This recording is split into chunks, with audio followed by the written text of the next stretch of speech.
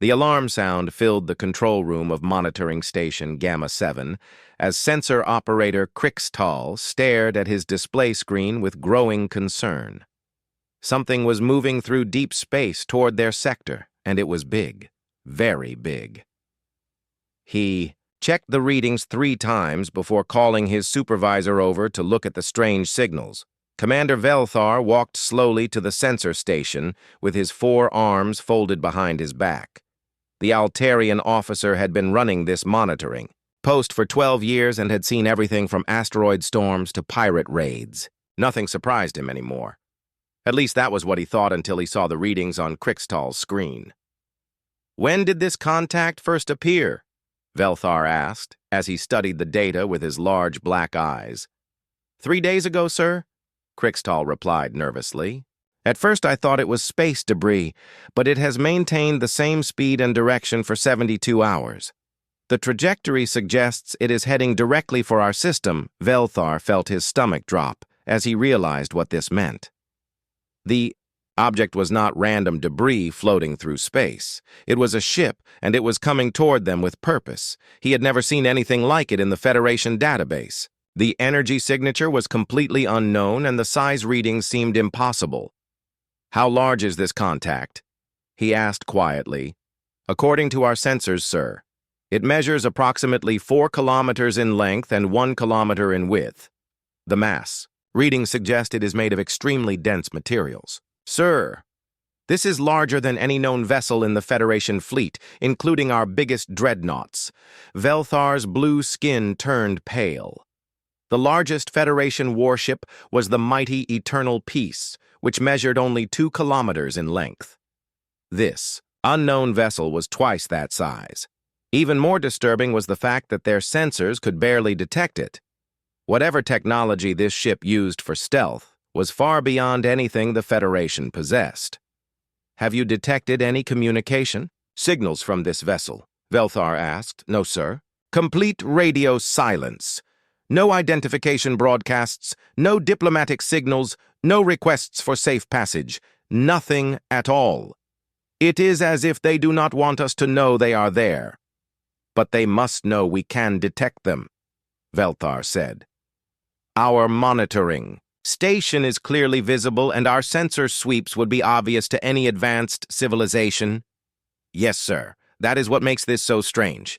They are not trying to hide from us completely, but they are not talking to us either. It is like they simply do not care if we know they are coming." Velthar walked back to his command chair and activated the emergency communication system. He needed to report this to Federation Command immediately. In 12 years of service, he had never encountered a situation like this. Unknown vessels always made contact when they entered Federation space. It was basic galactic law and common courtesy. "Federation Command, this is Monitoring Station Gamma 7, he spoke into the transmitter. "We have detected an unknown vessel of massive proportions approaching our sector. The ship appears to be 4 kilometers in length and is maintaining complete communication silence. We request immediate assistance." The response came back within minutes. "Gamma 7, this is Admiral Jextar aboard the Harmonious Dawn. We are currently 3 hours from your position with a full patrol fleet. Do not attempt to make contact with the unknown vessel until we arrive. Monitor their approach and report any changes immediately." Velthar felt some relief, knowing that help was coming. Admiral Jextar commanded the sector's largest patrol fleet consisting of 12 heavy cruisers and his flagship, Dreadnought. If this unknown vessel had hostile intentions, the Federation fleet would be more than capable of handling the situation. But as the hours passed and the mysterious ship continued its steady approach, Velthar began to feel more and more uneasy. The vessel showed no signs of slowing down or changing course. It moved through space with the confidence of something that belonged there, something that had every right to be there and expected no interference. On board the approaching vessel, Captain Lee Hyun stood on the bridge of the human battleship Indomitable and watched the alien monitoring station grow larger on his main display screen. His dark eyes showed no emotion as he studied the Federation facility. It was exactly as their intelligence reports had described. Primitive but functional. Captain, we are receiving multiple active sensor sweeps from the alien station, reported Lieutenant Kim J. from the communications console. They know we are here. Good, Lee replied calmly. Let them look. Soon they will see exactly what they are dealing with. Commander Park Mina looked up from her tactical station where she had been studying the Federation facility's defenses. Sir, the monitoring station appears to be lightly armed. 2 defensive laser batteries and basic shielding. Nothing that would pose a threat to us. What about their fleet movements? Lee asked. Long-range sensors detect a Federation patrol group approaching from the inner system. 13 vessels total, including 1 large command ship. Estimated arrival. Time is 2 hours and 40 minutes. Lee nodded slowly. Everything was proceeding exactly as planned. The Federation would respond predictably with their standard first contact protocols. They would try to surround his ship and demand explanations. They would expect him to follow their rules and respect their authority. They had no idea what. They were about to face Dr. Choi. How are our weapon systems performing? Lee asked. Dr. Choi Yuna looked up from her science station with excitement in her eyes. All experimental systems are operating at full capacity, Captain. The new plasma cannons are showing energy outputs 30% higher than our projections. The kinetic railguns are loaded and ready. The electromagnetic pulse generators are fully charged, and our defensive systems, armor plating is holding at maximum density. Energy shields are operating at peak efficiency. Point defense systems are online and tracking multiple target arrays. We are ready for anything they might throw at us. Lee smiled slightly. The Indomitable represented the best of human military technology. Every system had been tested in the brutal wars that raged across Earth for centuries before humanity finally united under a single banner. Every weapon had been designed to kill other humans who were just as smart and just as determined to survive. The aliens had no idea what real warfare looked like. Major Song. What is the status of our Marine forces? Lee asked. Major Song Quan stood at attention near the tactical display. All battalions are ready for deployment, sir. We have 4,000 Marines equipped with the latest powered armor and weapons. Boarding pods are loaded and ready for launch. If you need any alien ships captured rather than destroyed, we can take them. Engineer Han. How are our engines performing? Engineer Han Nari wiped grease from her hands as she reported from the engineering station. Main fusion reactors are running at optimal levels, sir. Faster-than-light drive is ready for immediate jump if needed. Maneuvering thrusters are responding perfectly. The ship is ready for extended combat operations. Lee looked around at his crew with pride. Every person on board the Indomitable was a veteran of Earth's final unification wars. They had fought against enemies who used every dirty trick and advanced weapon imaginable. They had learned to win against impossible odds through superior tactics and unbreakable determination. Sir, we are now within optimal scanning range of the alien station, Park reported. Shall I begin detailed analysis of their technology? Do it, Lee ordered. I want to know everything about their weapons, their shields, their communication systems, and their weaknesses. When their fleet arrives, I want us to be ready to show them exactly why humanity deserves a place in this galaxy. The bridge crew worked quietly and efficiently as they prepared for the coming confrontation. Each person knew their role, and each was ready to do whatever was necessary to secure humanity's future among the stars. They had traveled far from Earth to reach this moment, and they would not be turned away by aliens who had never known real war as. The Indomitable continued its approach toward the Federation monitoring station. The crew made final preparations for what would be the first battle between humanity and the galactic civilization that thought it ruled this part of space. The aliens were about to learn that the universe was much more dangerous than they had ever imagined. Lee stood at the center of his bridge and watched the stars ahead of them. Soon those stars would belong to humanity. Admiral Jextar stood on the bridge of his flagship Harmonious Dawn and stared at the massive unknown vessel that had just dropped out of faster-than-light travel at the edge of their star system. In his 40 years of service with the Federation fleet, he had never seen anything quite like it. The ship was huge and angular, with weapon ports visible along its entire length. It looked like it had been built for one purpose only, and that purpose was War Communications Officer open a channel. To the unknown vessel, the Admiral ordered, use standard first contact protocols. Channel open, sir, the young cetacean officer replied from his station. Unknown vessel, this is Admiral Jextar of the Galactic Trade Federation aboard the starship Harmonious Dawn. You have entered Federation. Protected space without permission or prior communication. Please identify yourself and state your intentions. We are prepared to offer assistance if needed and welcome peaceful contact with your civilization. The response came back immediately in perfect Federation standard language. The voice was calm and cold, with no emotion at all. Admiral Jextar, this is Captain Lee Hyun of the Earth vessel Indomitable. We are here to establish a military base in this star system. We require you to withdraw your forces and remove any claims to these worlds, Jextar blinked his large eyes in surprise. In all his years of first contact situations, he had never received such a direct demand. Usually, new species were eager to learn about the Federation and join the peaceful galactic community. They asked about trade agreements and cultural exchanges. They wanted to share knowledge and technology. This human captain sounded like he was giving orders rather than making requests, Captain Lee. I think there may be some misunderstanding, Jextar replied carefully. This star system is under Federation protection and has been claimed according to galactic law for over 200 years. We cannot simply withdraw our presence here. However, we would be happy to discuss establishing diplomatic relations between the Federation and your Earth government. There is no misunderstanding, Admiral, came the cold reply.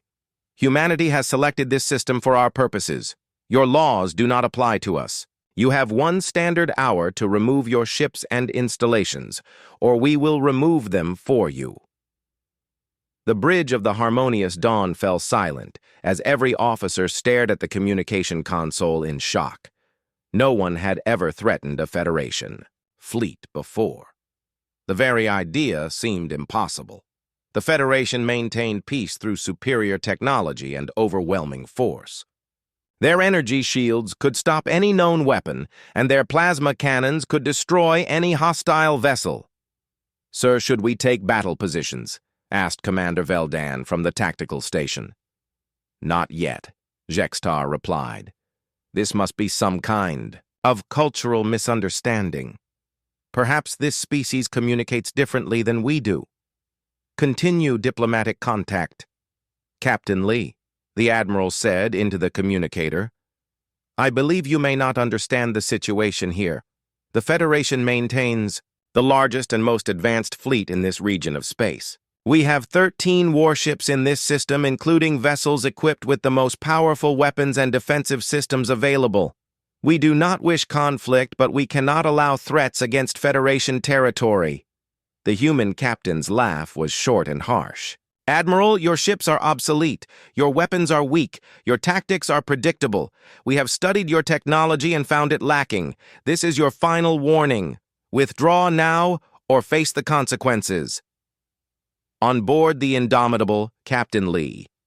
Hyun cut the communication channel and turned to his tactical officer. Commander Park, what is the status of the alien fleet? Park Mina studied her displays carefully before responding. 13 vessels in total, sir. 1 Dreadnought-class command. Ship measuring 2 kilometers in length. 12 heavy cruisers, each approximately 800 meters long. They are moving into a standard encirclement formation. All ships show active energy shields and powered weapon systems. Dr. Choi, what can you tell me about their technology? Lee asked. Dr. Choi Yuna looked up from her science station with barely contained excitement. Fascinating, Captain. Their energy shields operate on a rotating frequency modulation system. Very elegant but completely vulnerable to our adaptive targeting systems. Their plasma weapons appear to be standard thermal discharge cannons. Powerful against unshielded targets, but useless against our armor plating. Lieutenant Kim, what are they saying on their internal communications? Kim Jae monitored the alien transmissions with professional interest. They are confused, sir. The Admiral keeps asking his officers if this could be some kind of translation error. They cannot believe that anyone would actually threaten a Federation fleet. One of their captains is suggesting that we might be mentally unstable. Lee smiled grimly. The aliens had grown soft during their centuries of peace. They had forgotten what real warfare looked like. They thought that advanced technology and superior numbers guaranteed victory. They were about to learn a very painful lesson about human determination. Major Song, are your Marines ready for boarding operations? Lee asked. Major Song Quan checked his tactical display before responding. All assault teams are locked and loaded, sir. We have identified the primary targets on each enemy vessel. Engineering sections, command centers, and weapon control rooms. Once we breach their hulls, we can take control of their ships within minutes. Engineer. Han, what is our power status? Hanari called out from the engineering section. All reactors running at maximum efficiency, sir. Weapon systems are fully charged. Armor plating is at peak density. We can maintain full combat operations for 6 hours without any reduction in capability. Lee nodded with satisfaction. Every member of his crew was ready for battle. They had trained for this moment for years. The Indomitable carried the hopes and dreams of all humanity. Earth had sent them to secure a foothold in the galaxy, and they would not fail, Sir the Alien. Fleet has completed their encirclement, Park reported. All 13 ships are now in position around us. They are maintaining a distance of 50,000 kilometers. Standard Federation intimidation tactics. Are they targeting us yet? Lee asked. Negative, sir. Their weapons are powered but not locked onto our position. They still think this is some kind of diplomatic misunderstanding. They expect us to surrender when we see how outnumbered we are. Lee walked to the center of his bridge and looked at the tactical display showing the Federation ships surrounding his vessel, 13 against 1. The aliens thought the odds were in their favor. They had no idea that the Indomitable carried more firepower than their entire fleet combined. Captain, we are receiving another transmission from the alien admiral. Kim reported, put it through. Lee ordered, Captain Lee, this is your final opportunity to resolve this situation peacefully. Came Jextar's voice. As you can see, you are completely surrounded and outnumbered. We have no desire to destroy your vessel, but we will defend Federation territory if necessary. Please reconsider your demands and allow us to begin proper diplomatic negotiations. Lee picked up the communicator and spoke in the same cold, emotionless voice he had used before. Admiral Jextar, you have 47 minutes remaining. Use that time to order your ships to withdraw. This is the last warning you will receive. He cut the communication and turned to his weapons officer. Commander Park, prepare all systems. For combat, target their command ship first. I want it disabled, not destroyed. We may need prisoners for interrogation. Aye, sir, Park replied as her fingers flew over the targeting controls. Plasma cannons locked onto their bridge section. Kinetic railguns targeted at their engine compartments. Electromagnetic pulse generators, ready to disable their electronics. Dr. Choi begins scanning their shield frequencies, Lee ordered. I want our adaptive targeting system ready to penetrate their defenses immediately. Already working on it, sir, Choi replied. Their shield modulation patterns are quite predictable. Our targeting computer should be able to match their frequency changes within seconds of firing. Lee looked around his bridge one final time. His crew was ready. His ship was ready. Humanity was ready to take its place among the stars, whether the aliens liked it or not. The Federation had ruled this part of space for too long through peaceful negotiation and diplomatic solutions. They were about to discover that some problems could only be solved through superior firepower and the will to use it. Time remaining, Lee asked. 38 minutes, sir, Kim replied. Good, Lee said quietly. When the timer reaches 0, we will show these aliens what human warfare really looks like. The countdown timer on the bridge of the Indomitable reached 0, and Captain Lee Hyun gave the order that would change galactic history forever. All weapons fire. The human battleship erupted in controlled violence as every weapon system fired, simultaneously. Plasma cannons sent streams of superheated energy racing toward the Federation flagship, while kinetic railguns launched solid metal projectiles at impossible speeds. Electromagnetic pulse generators created invisible waves of disruption that spread through space like ripples on a pond admiral. Jextar watched in horror as his flagship Harmonious Dawn was hit by weapons he had never seen before. The first plasma blasts struck their forward shields, and instead of being deflected, they punched straight through the energy barrier like it was not even there. The kinetic projectiles followed milliseconds later, slamming into the ship's armor with tremendous force. "Shields down to 30%, shouted the tactical officer as alarms filled the bridge.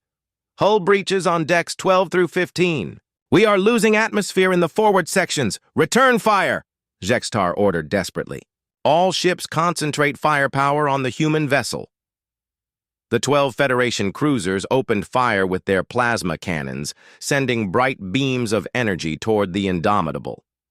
The alien weapons struck the human ship's hull and simply bounced off the armored plating like raindrops hitting a metal roof. Not a single shot penetrated the human defenses on board. The Indomitable Commander Park Mina watched the alien attack with professional interest. "Sir, their weapons are having no effect on our armor. Hull temperature is rising slightly, but well, within acceptable limits. No damage to any ship systems." "Excellent," Lee replied calmly. "Begin Phase 2 of the attack plan. Target their engines and weapon systems. I want them disabled, not destroyed." Park adjusted her targeting parameters and fired again. This time, the human weapons struck with surgical precision. Plasma bolts severed the power connections to Federation weapon arrays, while kinetic rounds punched holes in engine compartments. The electromagnetic pulse waves scrambled alien computer systems and shut down their defensive networks. One by one, the Federation cruisers went dark as their power systems failed. The ships drifted helplessly, in space unable to move or fight back. Their crews could only watch in amazement as the single human vessel systematically dismantled their entire fleet without breaking a sweat. "Sir, 3 enemy vessels are attempting to escape," Park reported. "Shall I destroy them?" "Negative," Lee replied. "Let them run. I want survivors to carry word of this battle back to their government. Fear is a useful weapon." Lieutenant Kim J. looked up from his communications station with excitement. "Captain, I am intercepting alien transmissions. They are calling for immediate reinforcements and requesting emergency evacuation. One of their officers is reporting that human weapons are impossible and violate known laws of physics." Dr. Choi Yuna laughed from her science station. "Impossible indeed. These aliens have never faced weapons designed by a species that spent thousands of years perfecting the art of killing each other. Our plasma cannons use magnetic field manipulation that their primitive shields cannot deflect. Our kinetic weapons achieve velocities they thought were theoretically impossible." Major Song Quan stepped forward eagerly. "Captain, several enemy ships are now completely disabled. My Marines are ready to begin boarding operations. We can capture their vessels and interrogate their crews for intelligence." "Do it," Lee ordered. "I want to know everything about their military capabilities, their government structure, and their defensive positions. Take prisoners, but treat them according to the laws of war." Song saluted and rushed toward the Marine deployment bay. Within minutes, the first wave of human assault pods launched from the Indomitable, racing toward the crippled Federation ships. Each pod carried 20 Marines equipped with powered armor and advanced weapons designed for close combat in hostile environments. The Federation crews had never experienced anything like a human boarding action. The assault pods punched through their hull plating like bullets through paper and disgorged heavily armed soldiers who moved through the alien ships with deadly efficiency. The Marines had trained for years in the brutal urban warfare that characterized Earth's final conflicts, and they brought those skills to bear against opponents who had never seen real combat engineer Han Nari monitored the boarding operations from her station while keeping watch on the ship's power systems. Captain, our Marines have secured the Federation flagship. They report minimal resistance from the alien crew. It appears these beings have no experience with hand-to-hand combat. Not surprising, Lee replied. A civilization that has known only peace for centuries would have no need for soldiers trained in close-quarters battle.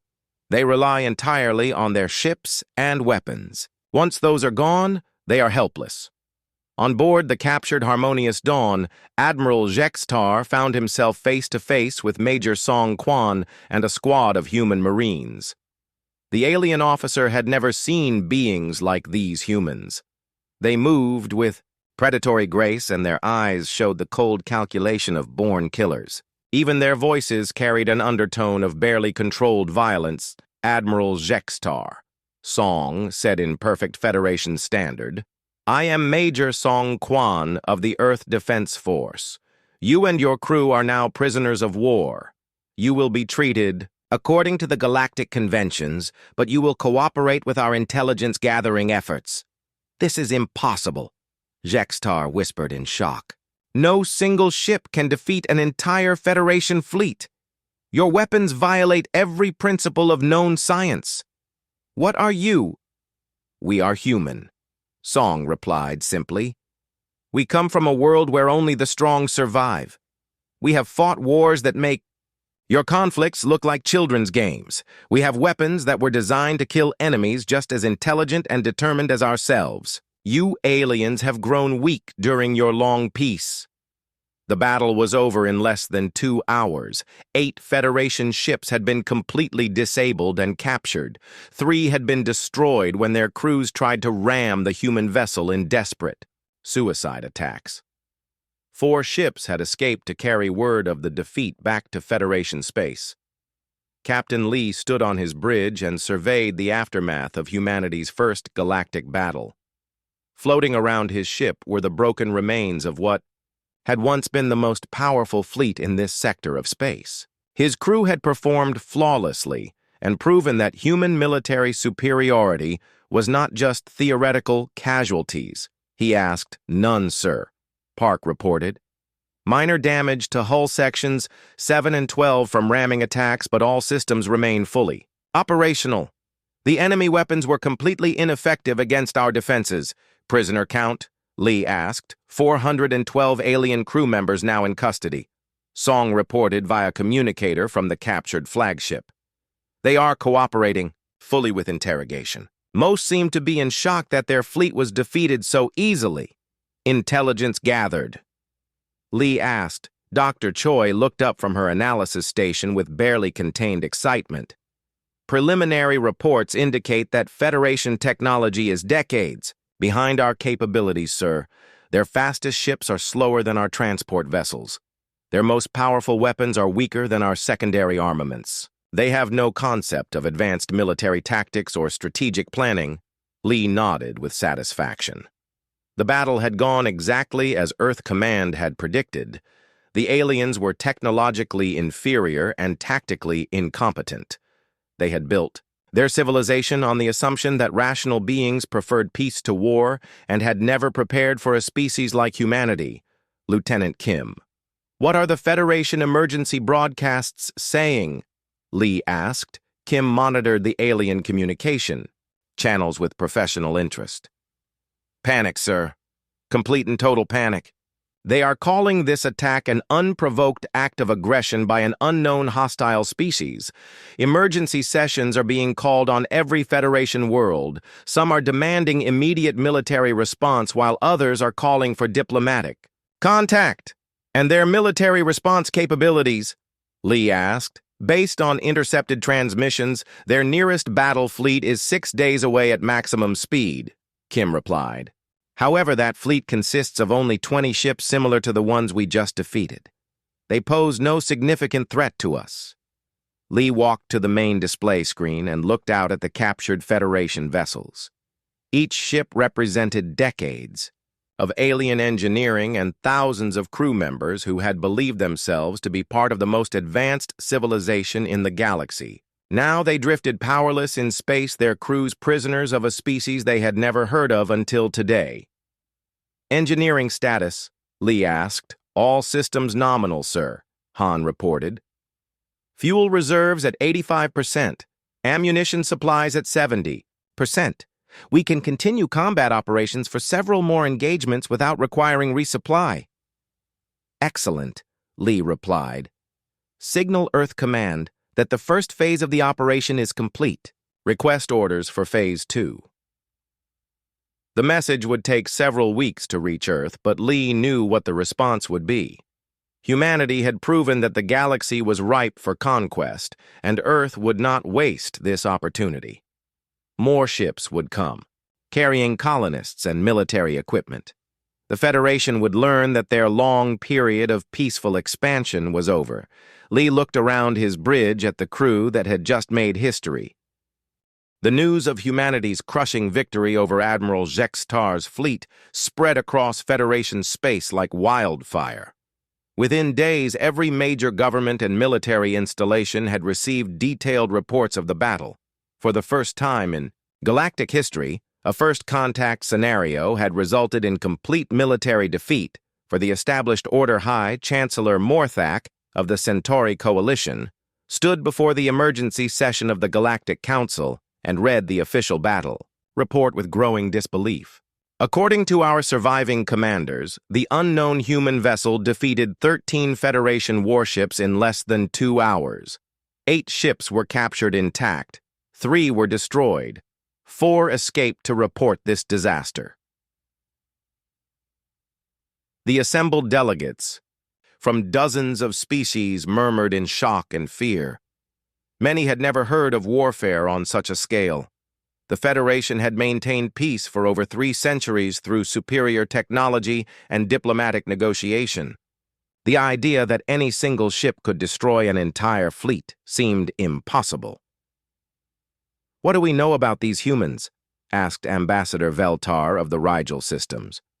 "Where do they come from and what do they want?" Chancellor Morthak consulted his datapad before responding.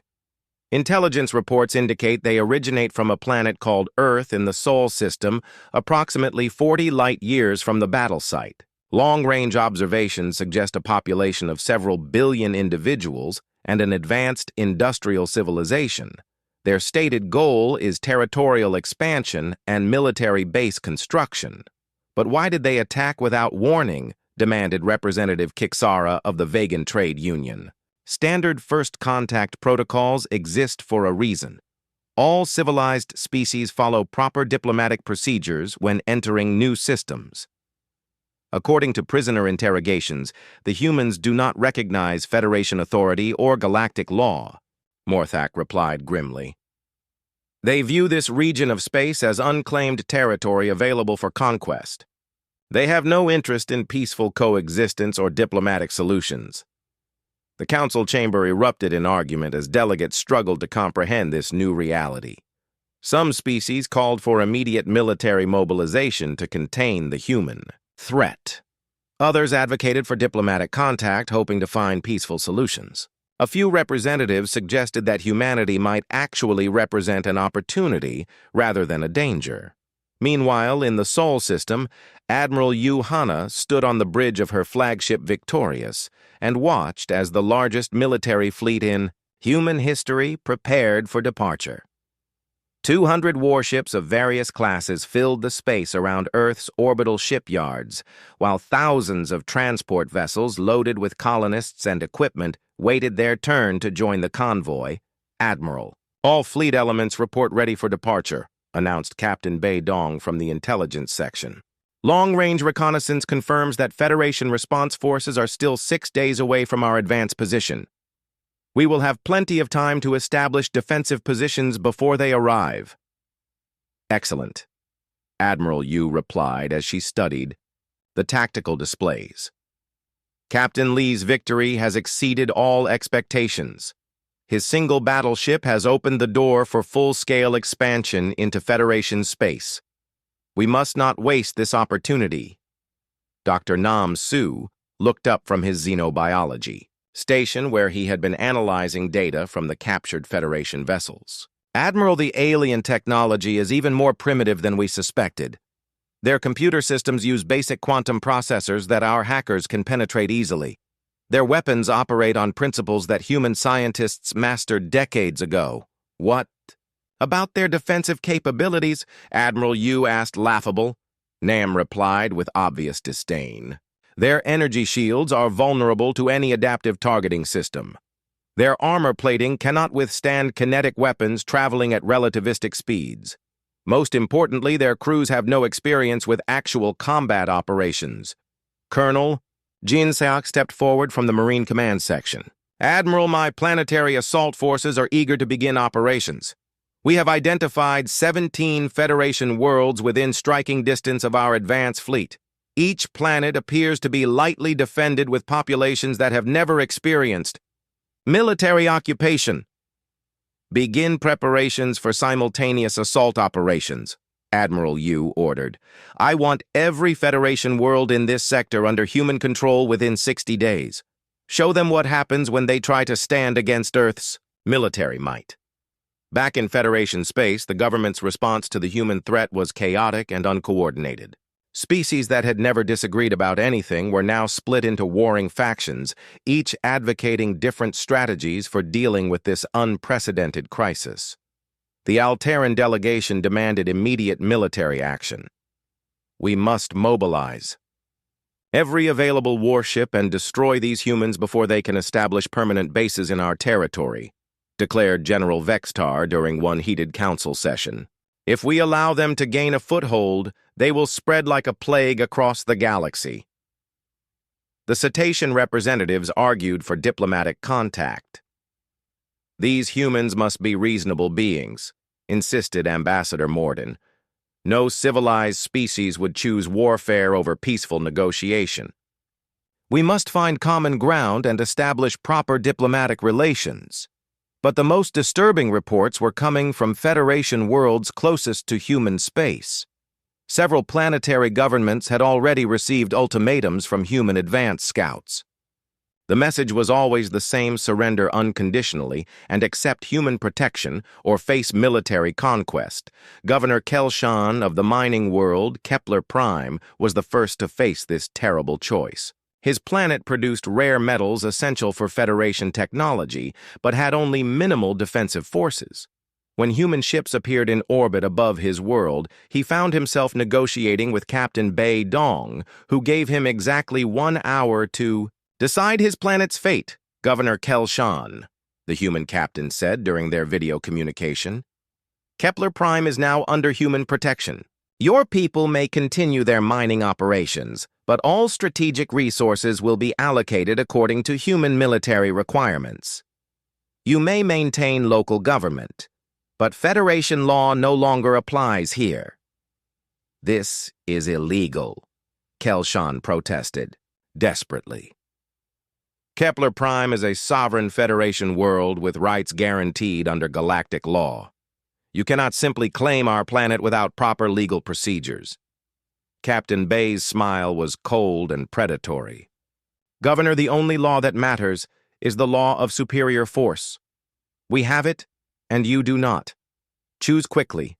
Surrender and live, or resist and die. Those are your only options. Kelshan looked at his defense coordinator, who could only shake his head sadly. Kepler Prime had 2 obsolete patrol boats and a handful of security officers. The human fleet in orbit carried enough firepower to reduce the entire planet to radioactive ash within minutes. We surrender, Kelshan said, quietly, feeling the weight of 3 centuries of Federation law collapsing around him. Similar scenes played out across a dozen Federation worlds as human forces spread through space like an unstoppable tide. Each planetary government faced the same impossible choice, and most chose survival over futile resistance. The few worlds that tried to fight discovered what Admiral Vextar had learned the hard way. Human weapons were designed by a species that had perfected warfare through thousands of years of constant conflict. Federation defenses that had protected against pirates and raiders for centuries crumbled before human assault forces like paper. Barriers on the captured world of New Geneva, Colonel Jin Seok established humanity's first major planetary base outside of Earth's solar system. The planet's former Federation garrison had surrendered without firing a shot when faced with human orbital bombardment capabilities. "Sir, the local population is cooperating fully with our occupation forces," reported Major Kim Do from the security section. Most civilians seem relieved that the transition has been peaceful. "They feared we would massacre them all." "Massacre is inefficient," Jin replied as he studied reports from across the planet. "Dead civilians cannot work in our factories or serve in our labor battalions. These aliens will be much more useful alive as long as they remember who is in charge here." The colonel walked to his command center's main display and looked at the tactical map showing human expansion across local space. Red markers indicated worlds under human control, while blue markers showed remaining Federation positions. Each day, more blue markers turned red as human forces continued their relentless advance. "Major, what is the status of our defensive preparations?" Jin asked. "All major population centers are now under military control, sir," Kim replied. "Anti-orbital weapons have been installed at strategic locations. The former Federation spaceport is being converted into a major military base. We can hold this world against any counterattack they might attempt." Jin nodded with satisfaction. New Geneva would serve as a crucial staging area for further human expansion. The planet's industrial facilities were already being converted to produce weapons and equipment for Earth's growing galactic empire. But perhaps most important of all, the human occupation had sent a clear message to every Federation world within: 100 light years. Resistance was futile, and cooperation was rewarded. The old order of peaceful diplomacy and galactic law was dead. Humanity had arrived in the galaxy, and they had not come in peace. 6 months after the first human battleship entered Federation space, the political map of the local galactic arm had been completely redrawn. Admiral Kim Do stood in the command center of Fortress Terra on the former Federation world of New Geneva, and studied the strategic displays that showed humanity's expanding empire. "Admiral, we now control 43 star systems and 67 habitable worlds," reported Colonel Park Mina, who had been promoted to oversee planetary occupation forces. "Our latest intelligence estimates indicate that Federation military response capability has been reduced by 70% in this sector." "What about civilian cooperation on the occupied worlds?" Kim asked, as he reviewed the daily status reports. "Better than expected, sir," Park replied. "Most alien populations have adapted quickly to human administration. They seem to prefer our efficient government to the slow, bureaucratic processes they experienced under Federation rule. Production on industrial worlds has actually increased since our occupation began." Admiral Kim nodded with satisfaction. Humanity had learned valuable lessons from Earth's own unification wars. Brutal conquest followed by fair treatment produced better results than simple destruction. The aliens were discovering that human rule meant security and prosperity for those willing to cooperate. Director Lim Ray looked up from her intelligence station, where she monitored communications across Federation space. "Sir, we are intercepting reports of major political upheaval in the core Federation systems. Several member species are demanding military action, while others are calling for immediate negotiations with Earth. The government appears to be paralyzed by indecision." "Any sign of organized military response?" Kim asked. "Negative, sir," Lim replied. "Their fleet commanders cannot agree on tactics or strategy. Some want to attempt direct assault on our positions, while others advocate defensive formations around key worlds. They have no experience coordinating large-scale military operations." This was exactly what Earth Command had predicted. The Federation had grown comfortable during centuries of peace and had never developed the military doctrine necessary for major warfare. They were learning too late that diplomatic solutions only worked when both sides preferred negotiation to conquest. Commodore Lee Hyun stepped forward from the tactical section, where he had been planning the next phase of human expansion. His successful first contact battle had earned him promotion and command of the advance fleet, tasked with pushing deeper into Federation territory. "Admiral, our scouts have identified the next target system," Lee reported. Proxima Centauri contains the Federation's largest shipyard facility in this region. If we can capture it intact, we will gain access to their entire technical database and construction capabilities. Resistance expected? Kim asked. Minimal, sir, Lee replied confidently. The shipyard is defended by 6 patrol vessels and a handful of defense platforms. Nothing that poses any real threat to our forces. However, the facility itself is extremely valuable. We should attempt capture rather than destruction. Kim studied the tactical data for several minutes before making his decision. The Proxima Centauri shipyard represented the heart of Federation industrial power in this sector. Capturing it would deal a devastating blow to alien morale while providing humanity with valuable technology and manufacturing capacity. Approved, Kim said finally. Take 2 battle groups and assault the facility. I want it under human control. Within 72 hours. On the Federation capital world of Harmony, Prime High Chancellor Morthak faced the most difficult decision in his species' history. The emergency session of the Galactic Council had been meeting for 6 days straight, and no consensus could be reached on how to respond to the human invasion. The facts are clear, he announced to the assembled delegates. Human forces now control nearly 1/4 of our territory in the outer systems. Their technology is superior to ours. Their military tactics are beyond our understanding. Every attempt at resistance has ended in defeat. Representative Veltar of the Rigel systems stood to address the council. Chancellor, we cannot simply surrender to these barbarians. If we capitulate now, they will eventually conquer the entire galaxy. We must fight while we still have strength. Fight with what? Demanded Ambassador Kiksara of the Vegan Trade Union. Our best fleet commanders have been defeated. Our most advanced weapons are useless against human armor. Our entire military doctrine is designed for peacekeeping operations, not total war. The debate continued for hours, as species that had lived in harmony for centuries argued about concepts they barely understood. Some delegates called for massive military mobilization, hoping that numerical superiority could overcome human technological advantages. Others suggested negotiated surrender, believing that cooperation might preserve some measure of autonomy.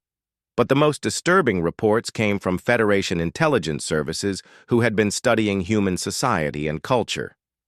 The picture they painted was of a species unlike anything the galaxy had ever seen. These humans evolved on a world where survival required constant warfare, reported Intelligence Director Zorval during his briefing to the Council. They have fought thousands of conflicts against their own species using weapons of incredible destructive power. Their entire civilization is organized around the concept of military efficiency. But surely they must be reasonable beings, protested Ambassador Morden of the Cetacean delegation. No intelligent species would choose conquest over peaceful coexistence. You are applying Federation logic to a non-Federation species, Zorval replied grimly. Humans do not view warfare as an unfortunate necessity. They see it as the natural state of the universe. They believe that peace is only possible when backed by overwhelming force, and that territory belongs to whoever is strong enough to take and hold it. The council chamber fell silent as the implications of this revelation sank in. The Federation had built their entire civilization on the belief that rational beings naturally preferred cooperation to conflict. They had never encountered a species that viewed the universe as fundamentally hostile and competition as the driving force of evolution. Meanwhile, in Earth's solar system, Fleet Admiral Kim Do stood on the bridge of the massive battleship Invincible and watched as the largest military armada in human history prepared for departure. 300 warships and over 1,000 transport vessels filled the space around Earth's orbital facilities. Admiral, all fleet elements report ready for final departure, announced Captain Bei Dong from his position at the intelligence console. Long-range reconnaissance indicates that Federation resistance in the target sectors continues to collapse. Several worlds are requesting immediate human occupation to prevent anarchy. Excellent. Admiral Kim replied as he studied the holographic displays showing his fleet's composition. Signal all commands to begin jump sequence. It is time to complete humanity's expansion into this region of space. The massive fleet engaged there faster than light drives and disappeared into the void, leaving Earth's solar system empty, except for the construction facilities that were already building the next wave of expansion forces in the former Federation shipyard at Proxima Centauri. Commodore Lee Hyun walked through the captured facility and marveled at the primitive technology the aliens had considered advanced. The entire complex had surrendered without firing a shot when human battle groups appeared in the system. "Sir, we have completed our analysis of the alien technical databases," reported Dr. Choi Yuna from her temporary science station. "Their most advanced designs are decades behind our current capabilities. However, some of their manufacturing techniques could be useful for mass production operations." "What about the facility's conversion to human specifications?" Lee asked engineer Han Nari, looked up from the control console she had been studying. "Conversion will take approximately 6 weeks, sir. Once complete, this shipyard will be capable of producing human vessels using locally available materials. We will no longer need to rely on supply lines from Earth for major construction projects." Lee nodded with satisfaction. The capture of Proxima Centauri represented more than just another military victory. It marked the moment when humanity's galactic expansion became self-sustaining. They could now build and maintain their empire without depending on resources from their home system, Commodore. "We are receiving a priority transmission from Fleet Admiral Kim," announced Lieutenant Kim Jae from the communications section. "Put it through," Lee ordered. The holographic display activated, showing Admiral Kim's stern face as he spoke from the bridge of his flagship. "Commodore, your mission has been completed successfully. Phase 3 of the expansion plan is now approved. You will assume command of the newly created Second Battle Fleet and continue operations toward the Galactic Core." "Understood, sir," Lee replied. "What are our objectives for Phase 3? "Total conquest of remaining Federation territory in this sector," Kim said without emotion. "Intelligence reports indicate that alien resistance is crumbling faster than anticipated. We estimate complete control within 1 standard year." Lee smiled as he contemplated the future that lay ahead. Humanity had traveled far from their violent homeworld to reach this moment, and they had not come seeking friendship or peaceful coexistence. They had come to claim their rightful place as masters of the galaxy.